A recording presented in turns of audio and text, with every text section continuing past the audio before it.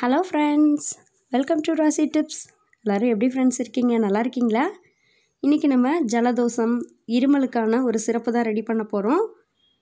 இப்போ இருக்கிற சீசனுக்கு யாரை பார்த்தாலும் வீட்டுக்கு எல்லாருமே, சின்ன குழந்தைங்கள்லேருந்து பெரியவங்க வரைக்கும் எல்லாருமே ஜலதோஷம், இருமல்னால் ரொம்ப அவஸ்தைப்பட்டுட்ருக்கோம். இந்த சிறப்பு வந்து ரொம்பவே நல்ல ரிசல்ட்டு கிடைக்கும். இது எப்படி ரெடி பண்ணுறதுன்னு பார்க்கலாம். அதுக்கு முன்னாடி நம்ம சேனலை சப்ஸ்கிரைப் பண்ணாமல் இருந்தீங்கன்னா சப்ஸ்கிரைப் பண்ணிடுங்க. பக்கத்தில் இருக்க பெல் ஐக்கானை கிளிக் பண்ணிடுங்க. வாங்க ஃப்ரெண்ட்ஸ், எப்படி ரெடி பண்ணுறதுன்னு பார்க்கலாம். இதுக்கு நம்ம 2 பொருள் மட்டும் போதும். பெரிய வெங்காயம், ஒரு பல்லு பூண்டு, இந்த அளவில் நம்ம எடுத்துக்கலாம். இதை வந்து நம்ம தோல் உரிச்சிட்டு எடுத்து வச்சுருக்கோம். ஒரு நபருக்கு இந்த அளவு போதுமானதாக இருக்கும்.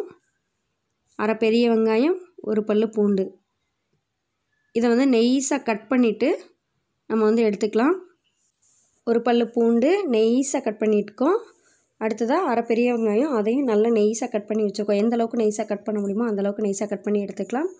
அடுத்ததாக ஒரு பாத்திரத்தில் நம்ம வந்து 2 டம்ளர் அளவுக்கு தண்ணி ஆட் பண்ணிவிட்டு நம்ம கட் பண்ணி வச்சுருக்க வெங்காயம் பூண்டை ஆட் பண்ணிடுங்க. இது வந்து நல்லா இதிலே வந்து நல்லா கொதிக்கணும். சீக்கிரம் கொதிக்கிறதுக்காக நம்ம மூடி போட்டு கொதிக்க விடலாம்.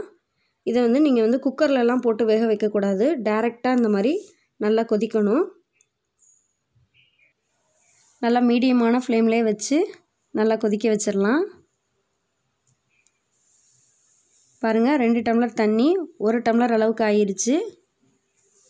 இதை வந்து நம்ம 1 டம்ளருக்கு மாற்றிக்கலாம். டம்ளரில் மாற்றும் போது ஃபஸ்ட்டு தண்ணியை மட்டும் டம்ளரில் ஆட் பண்ணிக்கோங்க. தண்ணியை நல்லா ஃபுல்லாக வடிச்சிட்டு வெங்காயம் இருக்குல்ல, அதை வந்து நல்லா நெய்ஸாக தான் நம்ம கட் பண்ணி போட்டிருக்கோம். அதிலே பாதி வந்து நல்லா குக் ஆகிடுச்சு.